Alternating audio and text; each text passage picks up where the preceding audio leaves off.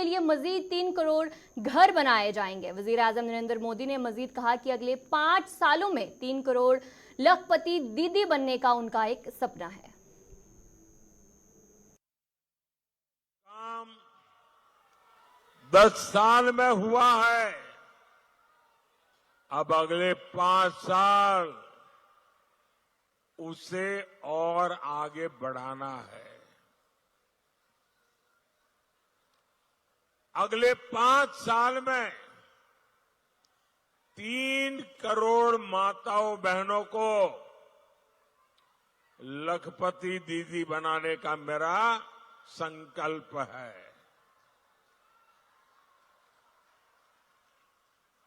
4 जून के बाद नई सरकार बनेगी। सरकार बनने के बाद मैं 3 करोड़ और मकान बनाऊंगा, पक्के घर गरीबों के लिए बनाऊंगा।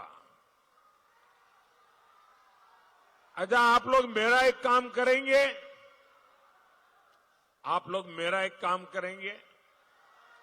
जरा हाथ ऊपर करके बताइए, करेंगे? पूरी ताकत से बताइए, करेंगे? पक्का करेंगे? देखिए, अभी आप गांव-गांव जाते होंगे, अलग अलग मोहल्ले में जाते होंगे, अलग अलग बस्तियों में जाते होंगे। जहां भी आपको कोई गरीब अगर झुग्गी झोपड़ी में रहता है, कोई अगर कच्चे मिट्टी के मामूली घर में रहता है, तो आप मेरा एक काम करना, उसका नाम पता लिख करके मुझे भेज देना।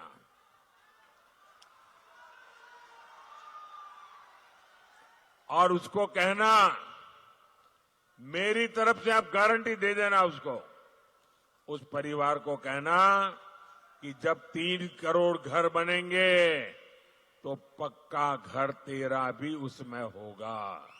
तो काम 10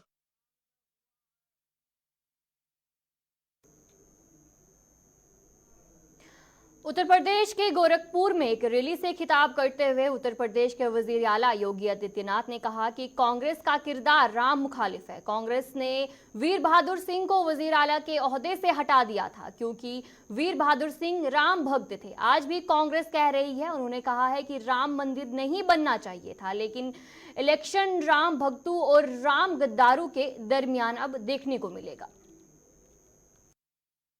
कांग्रेस का चरित्र तो रामद्रोही है। कांग्रेस ने स्वर्गीय वीर बहादुर सिंह को मुख्यमंत्री पद से इसलिए हटाया था क्योंकि स्वर्गीय वीर बहादुर सिंह राम भक्त थे और उन्होंने अयोध्या में राम मंदिर का ताला खुलवाने में अपना योगदान दिया था। इसलिए उन्हें मुख्यमंत्री पद से हटा दिया था कांग्रेस ने। और फिर कांग्रेस ने युक्ति की कि हिंदू वहां पूजा न कर सके। बहन और भाइयों, आज भी कांग्रेस और समाजवादी पार्टी वही स्वर बोल रही है। कांग्रेस कहती है राम मंदिर का निर्माण नहीं होना चाहिए था, दुनिया में संदेश गलत गया है। समाजवादी पार्टी कहती है राम मंदिर बेकार बना है। मैंने कहा भी देखो, राम मंदिर में उमड़ने वाली भीड़, श्रद्धालुओं की भीड़ बताती है कि राम मंदिर तो ठीक बना है, लेकिन तुम लोगों की बुद्धि भ्रष्ट हो गई है। तुम्हारी बुद्धि में भूसा भर गया है, इसलिए तुम्हें राम मंदिर बेकार लगा। कांग्रेस लुधियाना में खिताब करते हुए दिल्ली के वजीर आला अरविंद केजरीवाल ने कहा कि आज वो लोगों से वोट मांगने आए हैं और मरकज के लिए इलेक्शन अब देखने को मिल रहे हैं। और अरविंद केजरीवाल ने कहा कि वो मरकज में कमजोर है और उन्होंने कहा कि मरकज में इक़्तिदार अगर हमें मिलेगा तो हम लोगों के लिए काफ़ी ज़्यादा काम भी करेंगे। और उन्होंने कहा कि हमारे हाथ भी मजबूत होंगे। उन्होंने कहा कि 2 दिन पहले वजीर दाखिला अमित शाह लुधियाना पहुंचे थे। उन्होंने धमकी दी थी कि 4 जून के बाद पंजाब हुकूमत खत्म कर दी जाएगी और भगवत मान को वजीर आला के ओहदे से हटा दिया जाएगा। और उन्होंने कहा कि अमित शाह मुफ्त बिजली बंद करना चाहते हैं। 1 साल पहले जब मैं आपके बीच में आया था, मैंने आपको कहा था ना हम वोट मांगने आए हैं, ना हम आपसे चंदा मांगने आए हैं, हम आपकी समस्याएं सुनने आए हैं। आज मैं आपसे कुछ मांगने आया हूं, आपका वोट मांगने आया हूं आज मैं आपसे। ये सेंटर के चुनाव हैं। अभी सेंटर में हम लोग कमजोर हैं। लोकसभा में हमारा अभी तक एक ही एमपी था, पहले मान साहब थे, उसके बाद रिंकू आया। एक एमपी से काम नहीं चलता। अगर हमारी सेंटर के अंदर पावर आएगी, अगर हम केंद्र के अंदर मजबूत होंगे, लोकसभा के अंदर अगर हमारे एमपी आएंगे तो हमारे भी हाथ मजबूत होंगे। सेंटर के साथ 100 मसले होते हैं, सारे मसले स्टेट के लेवल पे नहीं होते, 100 मसले होते हैं। वो मसलों का हल तभी निकलेगा, हम सेंटर के साथ तभी संघर्ष कर पाएंगे, लड़ पाएंगे, आपके पंजाब के हक ला पाएंगे जब हमारे हाथ मजबूत होंगे। आज मैं आपसे विनती करने के लिए आया हूं कि ये 13 की 13 सीट एक भी कम नहीं चलेगी। 13 की 13 सीट आप आम आदमी पार्टी को दीजिए ताकि हम केंद्र से आपके हक लेके आ सकें। आप देख रहे हो देश के अंदर किस किस्म की तानाशाही चल रही है। पूरी गुंडागर्दी मचा रखी है इन लोगों ने। लुधियाने में अभी 2 दिन पहले अमित शाह जी आए, वो क्या कह के गए हैं सुना आपने? देखा था वीडियो आप लोगों ने अमित शाह जी का? वो धमकी दे के गए हैं कि 4 जून के बाद पंजाब की सरकार खत्म कर दी जाएगी और भगवंत मान को सीएम के पद से हटा दिया जाएगा। कैसे करेंगे ये? 92 सीट है हमारी, 117 में से 92 सीट है। खुलेआम धमकी देके जा रहे हैं। मुझे याद नहीं आता पिछले 75 साल में, आजादी के बाद 75 साल में किसी गृह मंत्री ने आके इस किस्म की गुंडागर्दी का स्टेटमेंट दिया हो। खुलेआम धमकी पंजाब के लोगों को देके जा रहे हैं कि पंजाबियों, आप 3 करोड़ पंजाबियों ने जो चुन के सरकार भेजी है, उस सरकार को अब 1 हफ्ते के बाद हम बर्खास्त कर देंगे और आपके मुख्यमंत्री, चुने हुए मुख्यमंत्री को हटा देंगे। कैसे कर सकते हैं वो? खरीदेंगे? कितने में खरीदेंगे पंजाबियों को? तोड़ेंगे? ईडी भेजेंगे? सीबीआई भेजेंगे? क्या करेंगे? कैसे तोड़ेंगे? इनके हौसले इतने, जैसे हमने एनसीपी को तोड़ दिया, जैसे हमने शिवसेना को तोड़ दिया, जैसे हमने इसकी सरकार गिरा दी, जैसे हमने, ऐसे ही पंजाबियों को भी हम तोड़ लेंगे। अमित शाह जी इतना गुमान मत करो। पंजाबियों का दिल बहुत बड़ा होता है। प्यार से मांगते तो 1 आध सीट दे भी देते, लेकिन धमकी दोगे तो फिर पंजाबी भी अपनी बात। जम्मू कश्मीर में शदीद गर्मी की लहर जारी है और दर्जे हरारत में भी इजाफा देखते हुए जम्मू म्युनिसिपल कॉरपोरेशन ने आज एक अहम कदम उठाते हुए जम्मू के लोगों को इस शदीद गर्मी से निजात दिलाने के लिए सड़कों पर पानी का छिड़काव किया ताकि राह चलते लोगों को राहत मिल सके।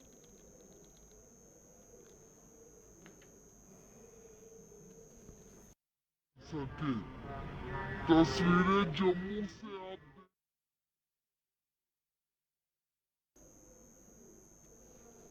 जनूबी जिला अनंतनाग के कोकरनाग इलाके के दुकानदारों और छाबड़ी फरोशों ने कोकरनाग एडमिनिस्ट्रेशन से अपील करते हुए कहा है कि बोटैनिकल गार्डन कोकरनाग के एग्जिट गेट को जल्द से जल्द खोल दिया जाए, जिससे टूरिज्म के साथ साथ उनके कारोबारी सरगर्मियों में भी इजाफा देखने को मिलेगा। इस हवाले से एसडीएम कोकरनाग साहिल अहमद ने गुलिस्तान न्यूज से बात करते हुए यकीन दहानी दी और कहा कि आने वाले वक्त में इनके मुतालबात पर गौर किया जाएगा और आने वाले दिनों में ये गेट खोल दिया जाएगा, जिससे रोजगार में इजाफा हो सकता है।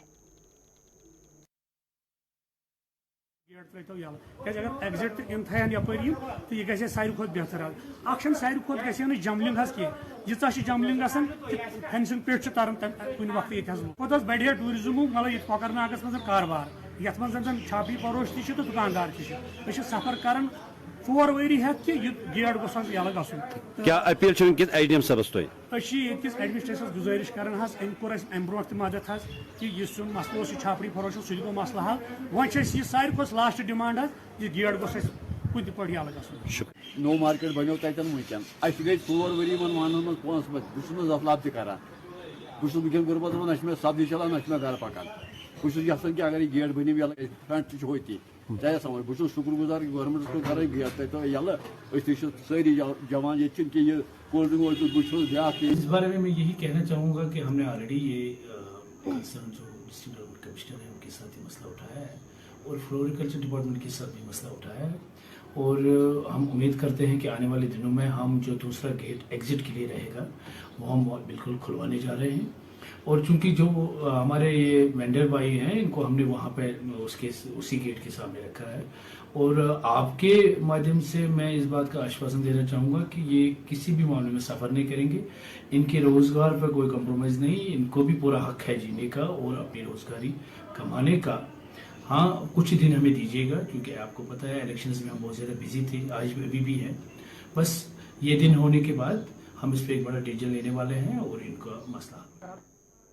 काकापुरा पुलवामा के किसान आबपाशी के पानी से शदीद किल्लत से दो चार है। किसानों ने बताया कि आबपाशी का पानी मुख्तलिफ स्कीमों के जरिए फराहम किया जाता है जिनमें लिफ्ट और ग्रेविटी इरिगेशन प्रोजेक्ट शामिल है। उन्होंने मजीद कहा कि बार बार बिजली की कटौती से लिफ्ट इरिगेशन बुरी तरह मुतासिर हो रही है। मुकामी लोगों के मुताबिक आबपाशी के पानी की किल्लत से कई गांव मुतासिर हो रहे हैं जिनमें 2 गांव काकापुरा, पाहू, बेगम बाग, नमन, लारीबिल, अखू और सुथेर शामिल है। किसानों ने महकमा आबपाशी से अपील की है कि वो इस मसले को जल्द से जल्द पावर डेवलपमेंट डिपार्टमेंट के साथ हल करे ताकि लिफ्ट एग्रीगेशन स्कीम के हमवार ऑपरेशन के लिए बिजली की मसलसल फरहमी को यकीनी बनाया जाए। काकपुरा लिफ्ट स्टेशन यह तकरीबन 50 वरी ब्रोट बनो यह कम से कम 7-8 गामन करान इरिगेशन अमुक आब 7-8 गाँव कम से कम 100 पे 1500 कनाल दान जमीन ये पंप स्टेशन अमुक मगर बदकिस्मती कि युस वातान 1 मई स्पेशल पावर यानी 24 घंटे पावर यह जमीन ज़रात खुद जरूरत मगर आज वोत वो मई तक मकलो वन दिवान पावर दपान अस पावर महकम वनान अस दित इरिगेशन लिखती ये इरिगेशन वल लगान तम दपान लोग हम दपान क्या गवर्नमेंट मानान वन गुजारी DC सोबस करान DC सोब जानान फूड ग्रेन कूता इंपॉर्टेंट यह ज़रात ये बन तेल इंसान ये ज़रात बन तेल बन इंसान क्या ये पंप स्टेशन कस्तान रोपये जरूरत हेकान लगित या पावर जरूरत यह जरूरत तुम दियो खान को नजर और कुछ तूफान मचोमुत आब की कमी वजह इसलिए DC सोबस खास कर गुजारिश करान पंप स्टैंड ये गई 55 वरी ये रोजान 55 वरी गई पंप स्टैंड बनमतिस तो 5 गामन काकपोरस यह पंप स्टैंड बन 5 गामन आब दिवान अस रोजान 3 रेतन अमुक पावर यम जमीन खतर यम खतर बनोमुत वनकन योर नम आब त्रावान नम इरिगेशन वो नम क्या त्रावान आब ये नोर पावर अस गोस गवर्नमेंट पावर दिन यह जमीन या वायन कराव यह ठल यह हमेशा हमेशा गो यूस गई प्रॉब्लम बहुत एग्जानस वन एग्जान सब पावर बे ब्रो आब नर जिलेस मज आब कह तम खतर अमो यह सामान नर अनिक मगर त्रोवुक वन कह आब पावर क्या बहुत करान DC साहबस अपील मेहरबानी कर 5 गांव। बारामूला के चाकलू इलाके में आग की एक हौलनाक वारदात में एक रिहायशी मकान नजर आतिश हुआ। मुतासरीन का कहना था कि आज अलसुब रिहायशी मकान की ऊपरी मंजिल से अचानक आग नमूदार हुई जिसने भयानक शक्ल इख्तियार करते हुए पूरी इमारत को अपने लपेट में लिया। फायर सर्विस, उमला और मुकामी लोगों ने अगरचे आग पर काबू पा लिया, ताहम आग की इस वारदात में मकान के अंदर मौजूदा लाखों रुपए का सामान खाकस्तर हो गया।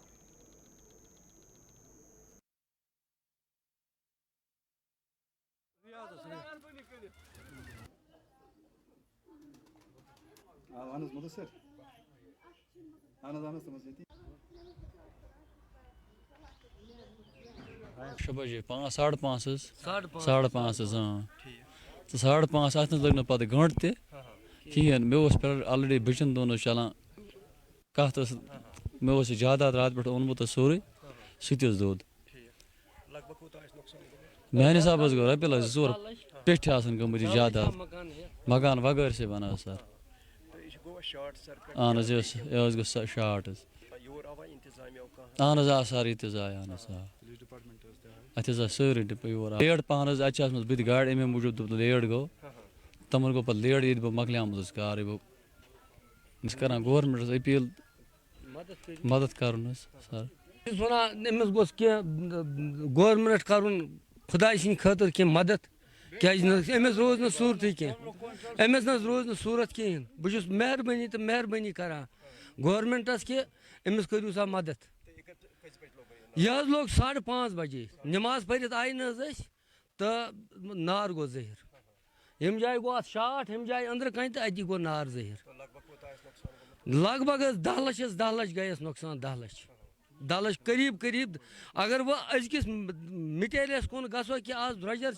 तेल ज्यादा अलबत् 10 लक्ष गोस अमिस रूद न कह शुर अमिस कह शुरन हूं तो रूद मसा मसा कड़ लकट शुर अमिस लकट बच अब बची जशिस बच तम अमिस लकट अहन आ योर आय वारियाह आय ये तो दोबुक करो मदद करो मदद दोबुक करो 5:30 पता अहन बस गर तो बस योर तो ये मुंडस बड़ा नार वारिया तेज